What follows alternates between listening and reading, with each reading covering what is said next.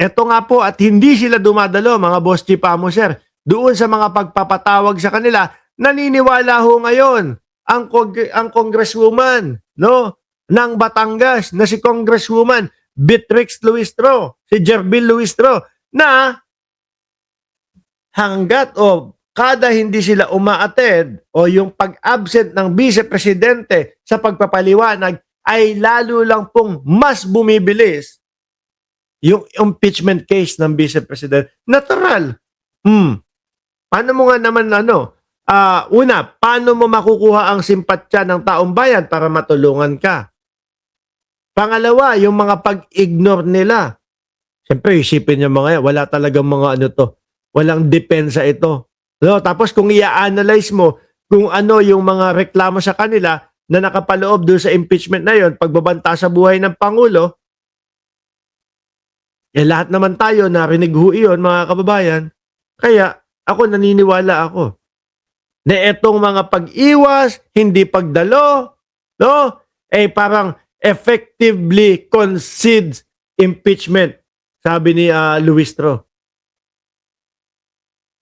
Rerekta, pupunta na ho ito, mga Boss Chief Amoser, sa Senado. No? At ang laging sinasabi ng kampo ng Vice Presidente, mga kababayan, magpapaliwanag at magsasalita sila sa tamang lugar, sa tamang panahon, o yung tinatawag na Senado. Kaya lang iba ho ang nakikita natin. Di ba? Ano to? Iba ho ang nakikita natin sa kilos at ginagawa ng kampo ng Vice Presidente. Sasabihin po nila sa mga DDS, oh yes, yes, yes, okay, ano tayo dyan? Gusto nating sagutin yan sa tamang panahon, no? Pero yung mga pinagagagawa nila, lalapit sa Supreme Court, magpapasaklolo sa Supreme Court, at eto nga, mukhang sumasaklolo nga ang Supreme Court kay Vice Presidente. Aboy, montakin mo naman, no? Yung forthwith, iba yung pagkakaintindi nila. Ano po? Kanina, nasa gym ako, hindi ko lang na-video Sabi ko, iba-vlog ko Sabi ko, tinanong ko yung mga Amerikano, tinanong ko yung mga pagkasilang pa lang, pagkapanganak pa lang, English na ang kanilang dialekto. Tinanong ko, boss, ano pagkakaintindi mo sa forthwith? Kailangan agad-agad. Ipinakita ko, sabi nung Supreme Court sa amin, pwedeng matagal, pwedeng humaba, pwedeng umano, depende daw po. Hindi, dapat agad-agad. Yun yung sagot sa akin. No? Kaya yung mga ganyang komento ng Supreme Court, mga kababayan, huwag niyong sisisihin yung taong bayan, Supreme Court. Kung ang isipin namin, pinapaboran nyo si Sara Duterte. Bakit? Utang ina, forthwith. Pwedeng mahaba, pwedeng maikli. Webster Dictionary, ano sabi? Agad-agad. Mabilisan. Hindi kailangan maantala. Di ba? Ngayon, ano naman po ang tingin ng Senate President? Diyan sa forthwith na yan, mga bossing. Yun ang tanong. Kasi nung kay Chis Escudero, mga kababayan, ang forthwith kay Chis Escudero ay, kumbaga, dribble ho Di ba? Dribble ho yung forthwith kay Chis Escudero No, kaya naman po, nung nagsalita ang Supreme Court, mga bossing, na pwedeng matagal, pwedeng mahaba, pwedeng maikli, or whatever, nakadepende kung saan man yung pinag-uusapan, naging masaya daw po si Chis Escudero. Sabi dito, he was very happy. He was very happy daw po, mga kababayan. Bahala na kayo, tao na lang bahala sa inyo. Sabi ni Ronald Medjana. Sinabi ni dating Senate Impeachment Court spokesperson Attorney Reginald Tongol na masaya umano si Senator Chis Escudero kasunod ng paglilinaw ng Korte Suprema tungkol sa kahulugan ng forthwith sa impeachment proceeding. Naalala ko nung kainitan po nito. No? nagsalita po yung mga tao na sumulat ng konstitusyon ng Pilipinas.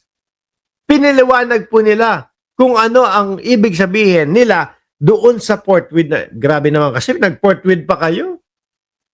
Hindi nyo na lang ginamit immediate, o gumamit na lang kayo ibang word para hindi na nagtatalo-talo.